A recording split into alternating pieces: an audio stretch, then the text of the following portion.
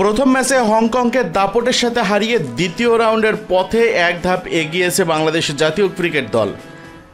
এবার তাদের সামনে শক্তিশালী শ্রীলঙ্কা। আজকের ম্যাচে লঙ্কানদের পরাজিত করতে পারলেই টাইগারদের জন্য নিশ্চিত হয়ে যাবে সুপার ফোরের টিকিট।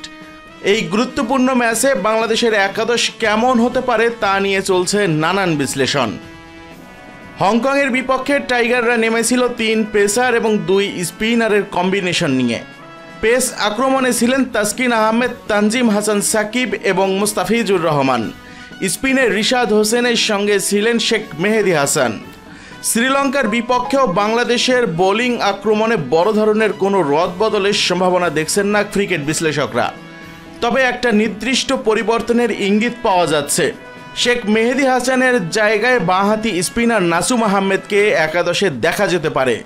এমনটা ভাবার কারণ হলো লঙ্কান ব্যাটসম্যানদের বিরুদ্ধে বাঁহাতি স্পিনের কার্যকারিতা।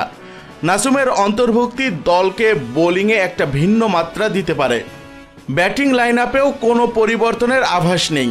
আগের ম্যাচে আত্মবিশ্বাসী ব্যাটিং করা টপ অর্ডার ব্যাটসম্যানরাই লঙ্কানদের বিপক্ষে ইনিংস শুরু করতে প্রস্তুত। এবার চলুন জেনে নেওয়া যাক আজ শ্রীলঙ্কার বিপক্ষে বাংলাদেশের সম্ভাব্য সেরা একাদশে কারা কারা থাকতে পারেন।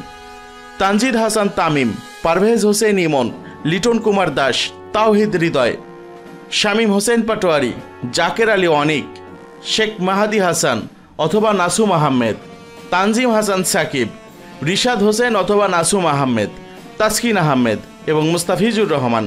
কিন্তু দর্শক মণ্ডলী, আপনাদের কাছ থেকে জানতে চাইব আজ রাতে শ্রীলঙ্কার বিপক্ষে বাংলাদেশের সেরা একাদশে আপনারা কোন কোন ক্রিকেটারকে দেখতে চান। আপনাদের মতামতটি জানিয়ে দিন ইউটিউব চ্যানেল মিক্সার ওয়ার্ল্ডকে। আপনাদের মতামতটি জানাতে ভিডিওটির নিচে কমেন্ট বক্সে কমেন্ট করুন।